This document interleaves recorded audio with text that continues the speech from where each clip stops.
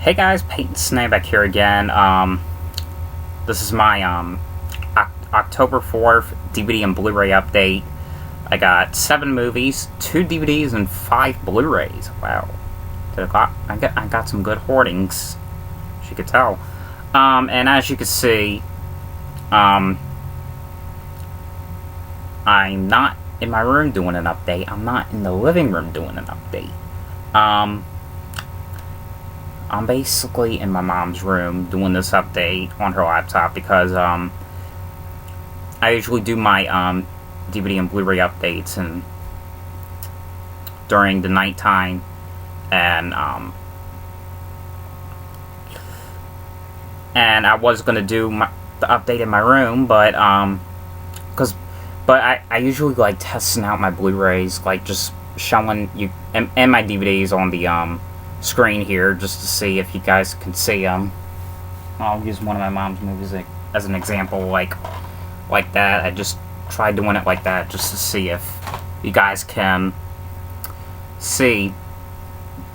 And because like most of the movies I have here are like they're in like a dark picture sort of place, and you guys could barely like see them, and so I tried doing it in this place and it works, so you get a little glare, but I'm gonna try to do my best. But anyway, let me stop my yapping and start off with my movie, shall we? But before we get to my update, I got a couple of posters here that I found. So let me show them off first. I got 4 posters.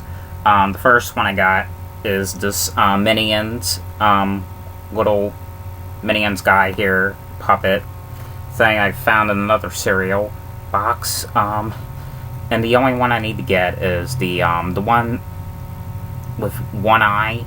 I don't know what their names are. I don't like Despicable Me. I do like these things though. They're really cool. Them little poster things. And I got the Silent Hill Revelation poster thing. Ouija, and The Boy Next Door. Now on to the movies. So the first one I got was the Psycho remake here on DVD. Got this at Walmart for $7.50, and this is one of the ones that they have for the Halloween this year.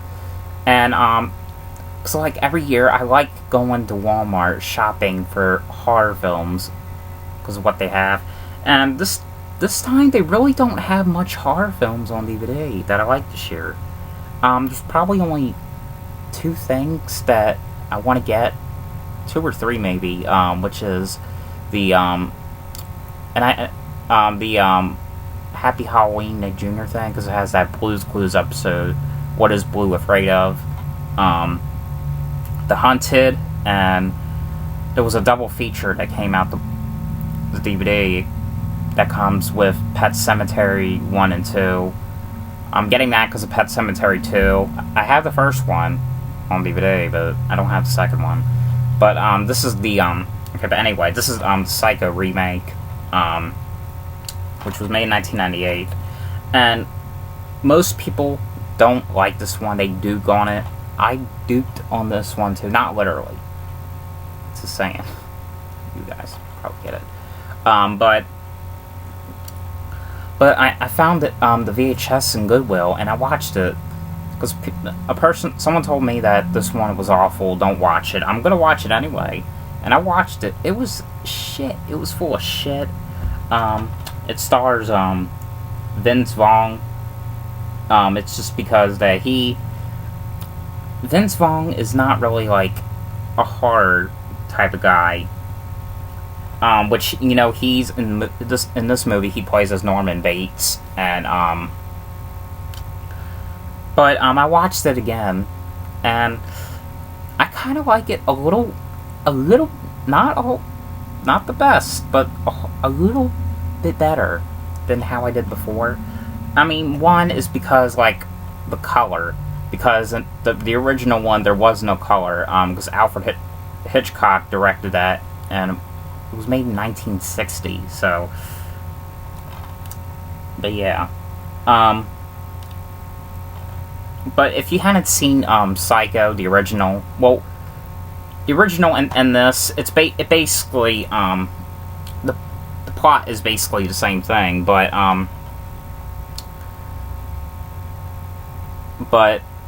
both, if you've seen, like, it's basically sort of like Charlie and Chocolate Factory, like, you know, it does the same plot. But if you've never seen Psycho, and there's a couple sequels to Psycho. There's Psycho 2, 3, and there's a Psycho 4, which I believe that one is a TV movie, and they have a movie called Bates Motel, and they have a TV show, Bates Motel. But Psycho it's basically about this girl named Marion Crane, who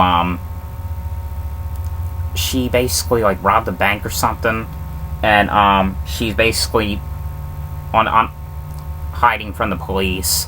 She gets a new car, and she's, like, going far away out of town to a new state, and she ends up getting tired and hungry, and she ends up going to Bates Motel, and what happens is when she takes a shower, she gets killed by this mysterious woman who claims to be Mrs. Bates, Norman Bates' mother, and but yeah. But I mean, I kind of like it a little bit better, like I said, but it's not the best. But I kind of like it a little bit better. But and you know, I'm not even a big fan of. I always told you guys I'm not really that much big fan of black and white films, but there is some films that are in black and white I liked, which is I like the original of this. It was pretty good. We got Andy Griffith's show I watched. That's pretty fun to watch. The original King Kong, because it's fake. Wizard of Oz. You gotta love that. You have to fucking love that. What else is there? House on Haunted Hill. And I believe that's it. I guess that's it. But yeah, I forgot what I was going to say about this. Yeah, but even though, I mean, it's not. I love remakes, but even though that one was not, it's not really that good. I still kind of liked it a little bit more. So okay, the next one I got was supposed to be a parody film, and it's The Farce of the Penguins here on DVD. I got this at Goodwill for $3, and I remember when I was like 14, I really loved all these parody films. Which this movie it's supposed to be ripping off the movie March of the Penguins, which it's directed by Bob Saget, which he plays Danny Tanner in Full House, and the cool thing is it has some of the Full House characters stars in this. You got Jodie Sweetin, who plays as Stephanie Tanner, John Stamos, who plays as Jesse Kansopoulos, Lori Loughlin, who plays as Rebecca Donaldson, or Rebecca Kansopoulos now. What's his name? Dave Coulier, who plays as Joey Gladstone. And there's one more. What's his name? I forgot his name. The one that plays as Steve in Full House. DJ's boyfriend. Shit. I can't think of his name right now. I forgot his name. Maybe it'll probably pop in my head later. But yeah. So this Oh, Scott Wiener or something. Not Wien. I don't know. Scott Wiener or something. I don't know. I don't know how you say his last name. But anyway, but like I said, this movie is basically supposed to be ripping off March of the Penguins and I saw the special features. I saw the behind the scenes montage special feature and Bob Saget basically talks about why he made the movie. He said like it was because that he was at his friend's house and he saw March of the Penguins and he thought that he needed to spoof this, and he did. He got a lot of help from it. You got Louis Black, Christina Applegate, Monique, and Tracy Morgan, more, and more. No, there's no person named more. But Tracy Morgan starts in this, and Tracy Morgan was very great in this. I really thought he was funny in this, and I mean, I really kind of liked it, but it didn't have all this stuff in it, like the penguins taking bras off or smoking crack and shit. It didn't have any of that. And I thought it was going to have something like that in this movie, but there was not many silliness like that happened in this movie, if you know what I'm talking about. I mean, there was only probably 5 or 7, but that's it. And it's as told by Samuel L. Jackson. But this movie is just basically about Carl as Bob Saget and Jimmy as Louis Black. They're 2 cold penguins. They're on a mission to get themselves some hot booty and pussy. But yeah, it's just basically like some kind of it's not like a porn film. It's just, I don't know. It's kind of funny. I really kind of liked it, but the front is sort of like a total rip-off. But it was kind of funny. I mean, I would give it like a 3, maybe. I mean, I thought it was hilarious. I kind of enjoyed it. Okay, so the next one I got was Soul Surfer here on Blu-ray. And I got this at Family Dollar for $4. And I hadn't watched this yet, but I seen it a couple of days ago in school, and I really loved the movie. It's a true story, based on the true story about Bethany Hamilton. If you guys don't know who that is, she's basically like a person. And the movie's basically about it's when she was like a surfer and when she was 16 or 15, and she was a surfer in Hawaii. She was a great surfer. Then one day, a shark came out of nowhere on the fucking beach and bit her arm off. But she survived it. But she didn't give up surfing. She kept right on surfing, and now she's a surfer still to this day. And it is just like a miracle that she is still alive from that, and that she could surf with one arm. I mean, and it was a great movie. I mean, I really enjoyed it though. I really did. I hadn't watched my Blu-ray yet though, but probably I will in a few weeks because I don't want to rewatch it again. I mean, give it a few weeks. I know that's kind of dumb, but yeah. Alright, now the next one I got was Friday the 13th here on Blu-ray. This is the original, the uncut version. I got this at Movie Stop for $11.99, and you know, the last update I did, I got the second one on Blu-ray, which was also the same price at Movie Stop. But when I only found the second one, that's the only one they had, because I really wanted to get the first one though, but the second one was on my list, so and I was like, okay, I guess that will do. But now I have the first one, so and of course everyone knows this. Everyone knows Friday the 13th. Everyone knows the original, and yes, Betsy Palmer, about her death, died. That was like months ago. So I guess I'll say it one more time: rest in peace, Betsy Palmer, and rest in peace, Wes Craven.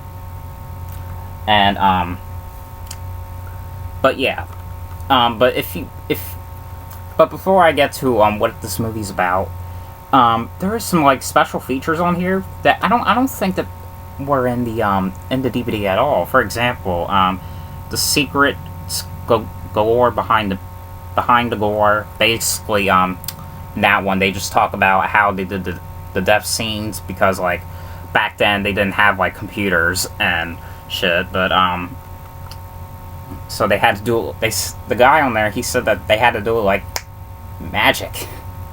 But and another one that I don't think they had either was the Friday the 13th Chronicles. I know they had the reunion one and the theatrical trailer. I know they had the Lost Tales from Camp Blood Part 1, the commentary by director Sean S. Cunningham with cast and crew. I think they did have, the DVD did have the fresh cuts. And I think the DVD did have the man behind the legacy. But if you guys have not seen this movie, or the original, it's basically about it shows a little bit of footage in 1958. These two counselors get killed, and in 1980 they basically want to redo the camp again, and they realize that Friday the 13th is the unluckiest day or date ever, and people are getting killed off one by one, and you guys basically know the plot of this. Most people seen it and they loved it, and this is one of the best ones they ever have. I really love the artwork image right here. I mean, it's so cool, especially the knife. They're making the knife as the one. It's just very neat. Alright, the next one I got was Scream 4 here on Blu-ray. Also got this at Movie Stop. The rest of these I got at Movie Stop, but the rest of these I got for buy two, get the third one free. So yeah. But and I also have the Friday the 13th original on DVD as well, and I also have this on DVD. But like I said, some of them I just want to get on upgrade them to Blu-ray for I don't know what reason, just for the hell of it. Which Friday the 13th and this one are both examples of for the hell of it. But I mostly like upgrading animated stuff to Blu-ray. But and of course, like I said, you guys know about Wes Craven's death. And when I bought this, the case was almost getting ready to break, so I put like lots of tape on it. So I know that looks like poop or shit, but it's. I don't even have any extra Blu-ray cases, so but if you hadn't seen Scream, now the first one, it's basically about the murders. People are getting killed off one by one by a person in a ghost mask, which is the ghost mask, his name is Ghostface. The second one, it's just basically about like now people are like making Scream into like a the Ghostface the killings into like a movie based on a true story by Sidney Prescott. The third one, which I really kind of loved, it was just, well, the first one, it was just basically about Sidney Prescott discovers that someone murdered her mother. She found out in the first one. I'm not going to spoil who it was. But the third one, they find out that the killer in the third one was the one who really killed her mother, Maureen Prescott, I believe that's her name. But there was one thing I didn't like about the Scream 3 is it was a little confusing because I didn't know why. I don't know. Maybe I don't pay attention to movies sometimes, so I don't know.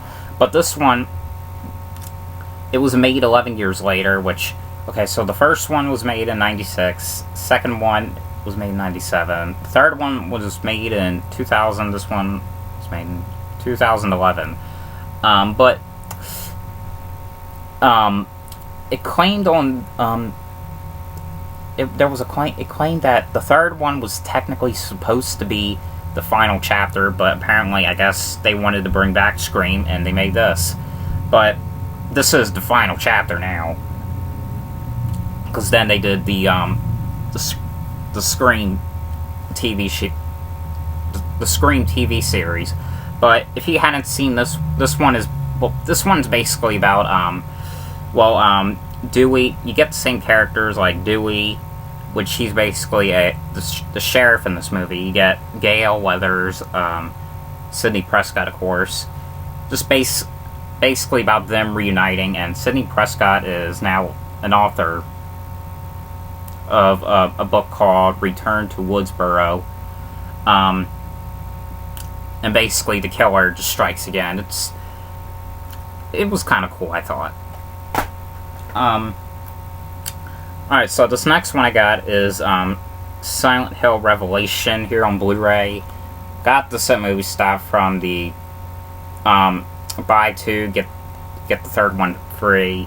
Now, this is a sequel to the 2006 film Silent Hill.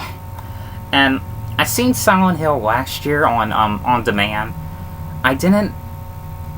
It was okay, but I didn't really like it. But I think I kind of like this one a little bit more better because, like, it had more, like, slash scenes. It had more fucking action than the other one. But, I can't remember what the first one was about, though. But this one was, like, about, this 18-year-old girl. She lives with her father, and she goes to a new school, and basically her father gets kidnapped or something, and she has to go to Silent Hill to, like, rescue him or something. It's kind of confusing, but I kind of liked it.